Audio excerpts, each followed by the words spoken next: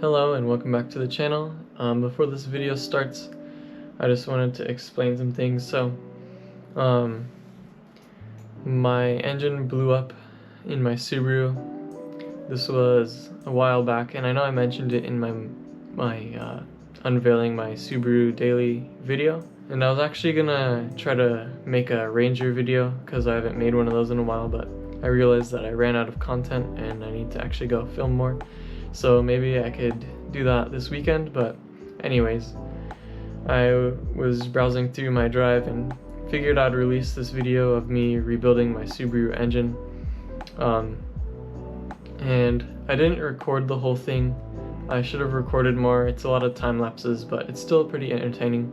And this was a completely sort of different time in my life where I didn't have a whole lot of income, and I was actually thinking that I was gonna move out of my house, and I didn't really have a job at the time. I had to ride an electric scooter to work, and I thought I was gonna lose my house, and I didn't know where I was gonna go really. I didn't have a job, like I said, so it was definitely a much harder time in my life, and I appreciated that I got to experience this sort of hardship. But anyways, if your engine blows up, I wouldn't recommend building it how I did. It's probably one of the worst rebuild videos you'll see. It's not a sanitary environment, and I just slapped the engine together as quickly and as cheaply as possible. But hey, it actually did end up working, and it still runs to this day. I've probably put about 5,000 miles or so on the engine at least. I do have plans to do another rebuild in the future, so I'll thoroughly record that. Enjoy this video of me rebuilding my Subaru engine as cheaply as possible. Also, I wanted to say a few more things before the video started. So there was no symptoms for some reason of having ring land failure. I don't know why that is. Maybe it was because of the AOS or something, but normally when you have ring land failure, your car is smoking oil out of the exhaust, and you definitely notice that, but I never really noticed any difference. There was like a sort of judder happening at 2,500 RPM, but I was still doing like full wide open throttle pulls, and I drove it for like a week or two while it had ring land failure, doing like hard pulls on it and stuff, and it was not even there was no really like way of knowing for sure until I did the compression test and had half the compression on the piston. And at that point, when I did the compression test, I was like, oh, maybe it's just a small thing because it's not smoking, and it's full power for the most part, other than my dam dropping. That was one reason why I actually did the compression test. But then you'll see in the video what my piston looked like is completely destroyed, but somehow the case halves were in, I wouldn't say great shape. They probably did get some damage, but they were in hardly a noticeable shape because I did measure out the cylinder bore, and everything was perfect for the most part. I mean, it was like a thou less or more on, it was within the range, I think. So I hope you guys enjoyed this one, and just chill out and enjoy it. It's just gonna have some music in the background. Alright guys, my engine blew up in my Subi. Yeah, so I experienced a ring land failure on the Subaru, which is my daily. I drive a 2019 STI, and it experienced ring land failure recently. So it's been down for probably 3 weeks now, and I'm hoping that I can get everything fixed by the end of next week. I'm waiting on some parts, and I'll get into it a little bit later. But first, I'd like to share with you what my outdoors area looks like at the moment. It's a disaster because I tore everything apart and pulled the engine in my driveway, and I'm attempting to fix it myself because that's what I do. And I Sometimes I wish I didn't try to do that, but it is what it is. I was just wrapping up having some burritos for lunch, and here's the outdoor area.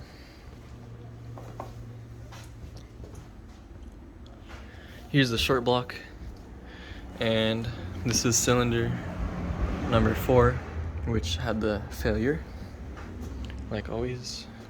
And as you can see, half of the piston is basically missing. This motor had about 50,000 miles on it, and you could see a little bit of carbon buildup on the piston. It wasn't smoking, and there's no real signs other than a knock and drop in dam on my access port. And I know that this isn't a Subaru channel, so what that basically means is that I have a little scanner while I drive my car that tells me what the ECU sees. It's called an access port, and so there's knock and dam, and the knock shows you what the little microphone on the engine is listening to, or if it picks up anything bad, like a misfire. And then the dam is like a dynamic advanced multiplier, so it basically, I believe, just controls the timing of the engine, and if it sees something bad happening, like a bunch of knock, it'll pull out timing and try to save the engine. Well, when you have this happen to your piston, you'll get some knock happening, and my dam dropped to about 5% or something. It was at 0.05 or something. I don't remember, but yeah. So I got the block all torn down now, and I plan to just fix it as cheap as possible because I got lucky and there's no signs of wear on the engine somehow. And I'm gonna plan on taking the block and heads into the machine shop to have them hot tanked tomorrow, and I probably won't even resurface the heads, but we'll see if they need to be done. And I'm just gonna slap in some stock size pistons and new rings, and then ball hone it myself and call it a day and see if it holds or not. And then in the future I'll probably do an IAG built block that can hold like 700 horsepower or so, but for now I just need a car to get around. Here's the daily. She's been down for a little while.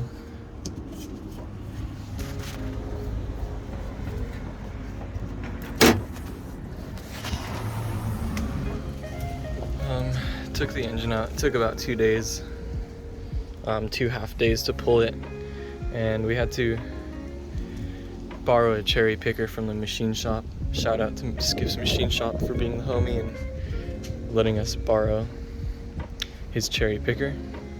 But yeah, I was running an AOS, stock downpipe, Cobb titanium exhaust, and then an SF intake.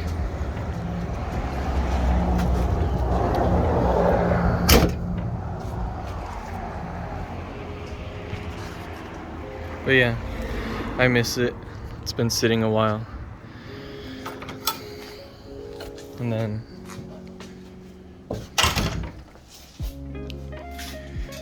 so here's some cam journal stuff. Everything is perfect still. No metal went through the engine. I got lucky. AVCS gears are leaking. I'm gonna clean those out. Probably gonna pack the oil pump. Just do some random things today to get it ready. And here's the oil pickup. You could see a little RTV was in there. So no metal shavings, which is all that matters. This has been sitting out a while, so some crap got in it, but I'll have to clean out the oil pan. And then here's the emissions bullshit. That doesn't help anything. I wish I could delete that, but I can't. And yeah. The intake was not fun to get off because I tried to take it off by the red part and not the TGVs. So when you get ring land failure, usually you instantly know and your car will start smoking because it's burning a bunch of oil. But what happened with me was there was no oil consumption, and it was driving pretty much normal for the most part, except for just the dam was dropping and there was a little bit of knock here and there. So I didn't really know until I did a compression test and I got 75 psi on cylinder 4 compared to 125 on cylinder 2, which is more like it's normal to get about 125. And I could put that video in there of the compression test. And yeah, so then I pulled the engine, found out that piston was cracked, and it was a little bit hard because I didn't expect for this to happen or plan for it. So it's if you want to put in a built short block from IAG or somewhere, and Subaru sells OEM short blocks you could buy for like 2.5K probably. But I didn't want to have the same issue happen, and I also don't have the money or financial ability at the moment to just buy a $5,000 to $7,000 engine right now. I was on the fence about it, like maybe take out a loan or something, but I honestly think that I got lucky and that I could just slap in some pistons into the engine and call it a day, at least for now until I get a better job. So yeah, that's what's been going on in my life. I ordered some Manly, I don't remember what, some Manly forged pistons and 99.5, like the OEM spec for the pistons. And then I also have a bore gauge that I got and a micrometer, so I'm going to do the piston to wall clearance and check that out. If it's sloppy, it is what it is. I plan on doing an engine build in the future anyways. I just need to get the car running right now, and in like 6 months or so, if it fails again, it is what it is. I just need it running right now. Okay, so here's the parts pile that I've been building up over the past week or so. I honestly was deciding on whether or not I should rebuild it myself or not, and I figured if I buy all the tools and do everything myself, then I'll be able to possibly, in the future, I'll be able to build my own engine for a higher power or whatever for cheaper.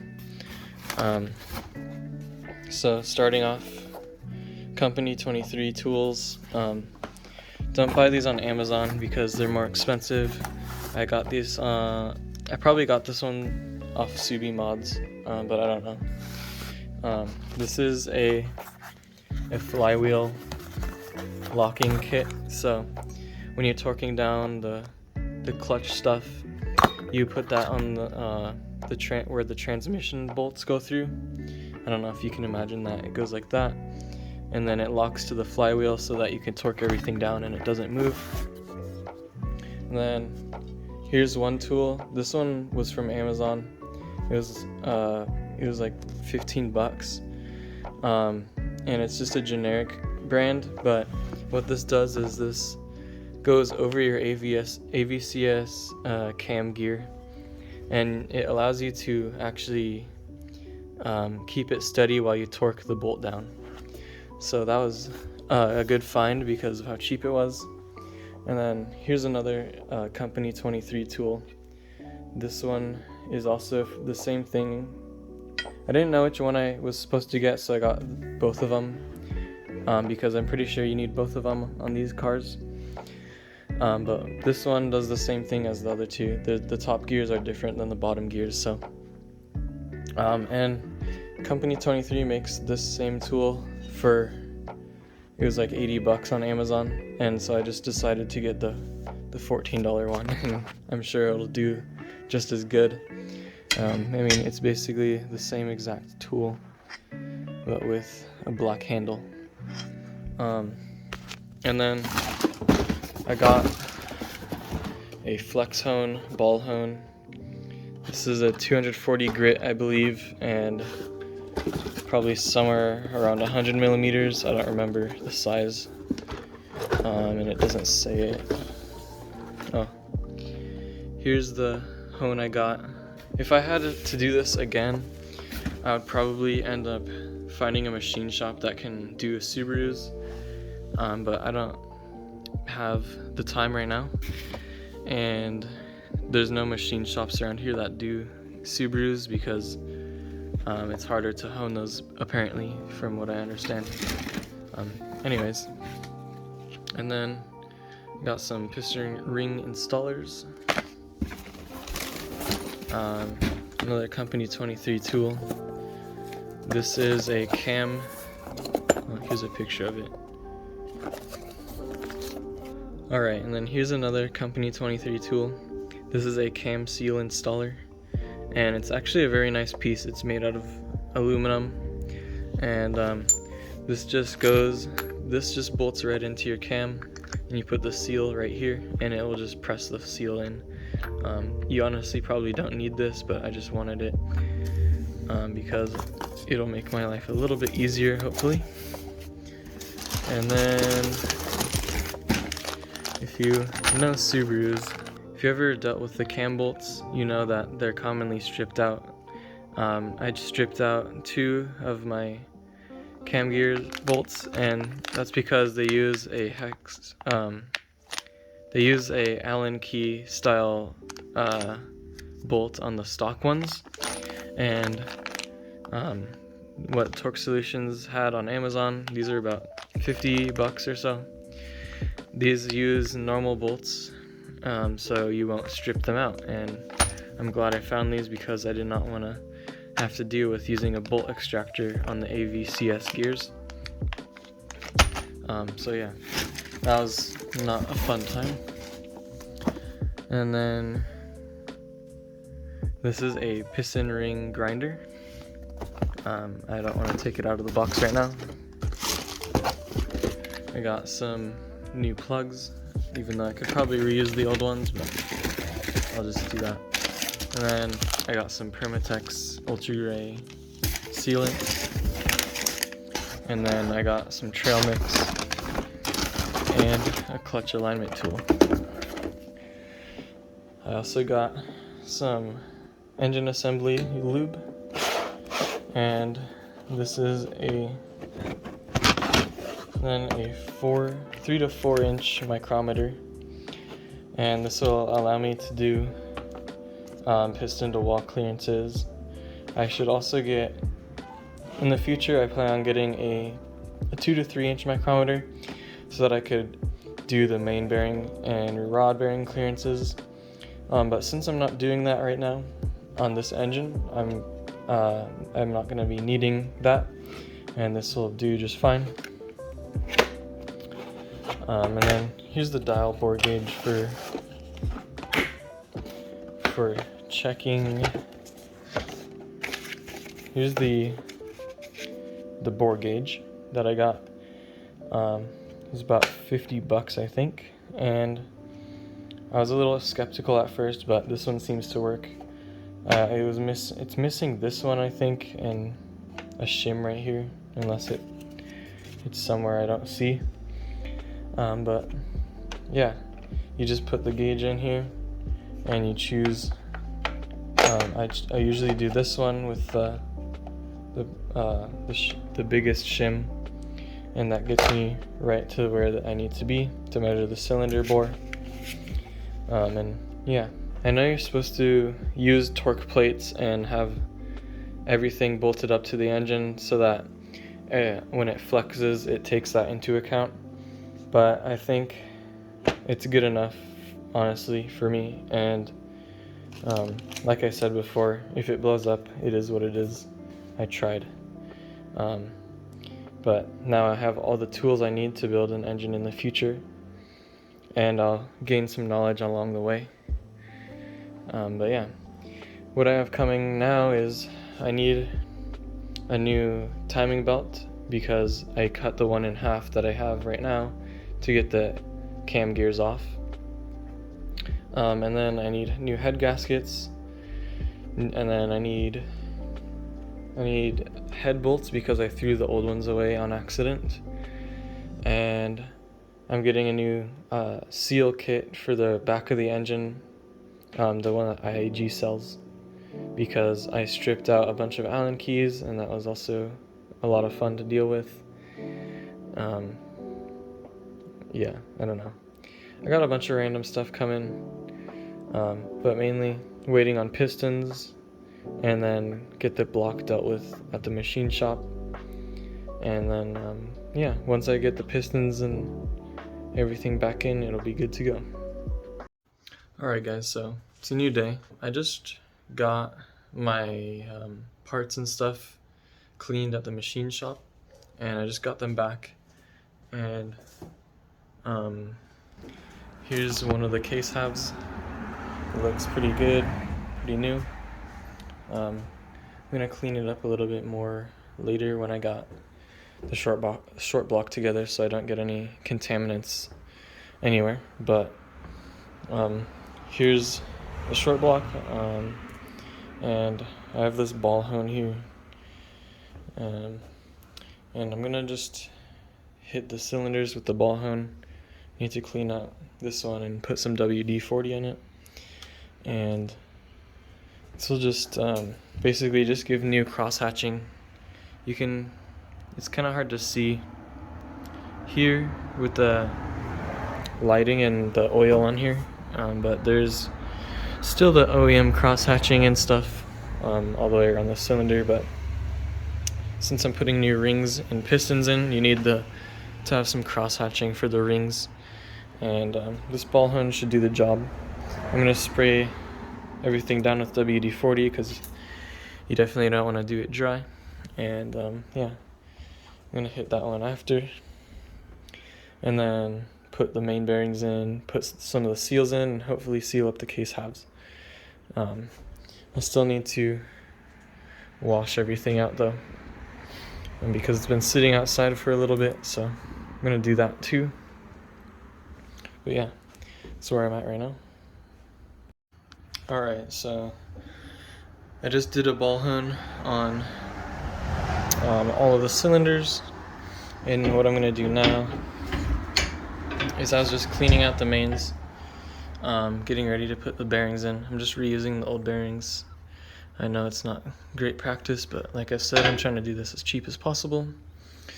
So yeah, sprayed it out with brake clean, hit it with a paper towel, and yeah, I'm gonna put the bearings in.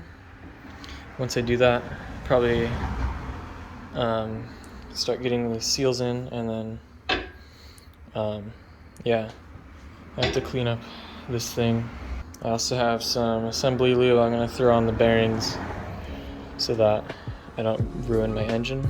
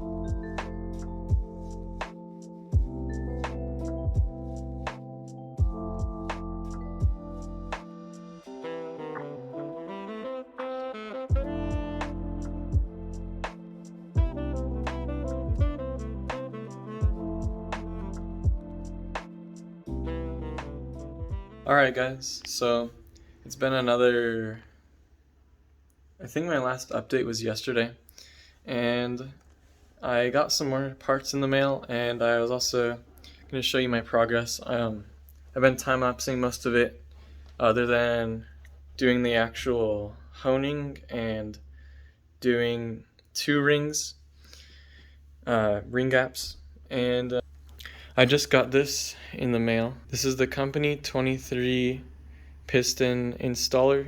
I don't know why I can't remember that, but I got all the pistons. They're all labeled, so this is cylinder 1. For example, got the wrist pin snap ring in there. I just decided to file the rings. The top ring, the top ring I did to 0.025, and then the bottom ring I did at 0.023, which is actually how it came. So I didn't even have to touch the bottom ring, or the oil scraper ring is what the second ring is called.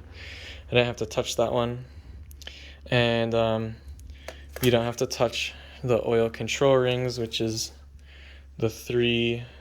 There's one on the bottom, and then that wavy one, and then one above the wavy one. So those 3 are the oil control rings.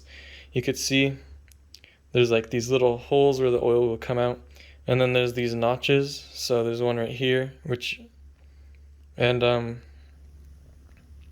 don't know if you can see that, but there's a little bit of a bend in the ring, and it kind of latches in there. And then there's another one about 180 degrees away for the top ring, and that's just so I guess it will it kind of just keeps the 2 rings from spinning around. I don't know why that matters. Other than the company 23 piston ring compressor tool that I got, I also did get in a few more parts, and these ones aren't really needed for the rebuild, but I was looking at the stock fuel lines and they looked like a mess, and they kind of annoyed me a little bit. So I got an Aeromotive A1000 fuel pressure regulator, some billet fuel rails, a bigger fuel pump, the AEM 340. Make sure it has the clip on the top, a Cobb turbo inlet, which, by the way, I did not know had a carb EO number, so I guess that's smog legal. That's at least one thing that's smog legal about this instead of and then I did ID 1050X injectors, because I don't plan on running too much E85, but I will probably upgrade that in the future when I get a bigger turbo. And then I did the IAG PTFE fuel lines that are rated for E85, and this is also the E85 conversion, or the E85 version, so that you can connect GM flex fuel sensor, and it will work with the Cobb. It'll work with the Cobb flex fuel kit that they just released. And if you didn't know, Cobb just uses GM flex fuel sensors for their kit, and they just rebrand them. So I'm probably gonna just go on Amazon and get a GM flex fuel sensor and just have it in there for now, but not connected to anything, because I can't afford the full wiring harness and everything from Cobb. But it'll just be ready to go when I can. But yeah, this should give me about 100 more horsepower. And the reason I did this is because they have an off-the-shelf tune for this pretty much, and yeah.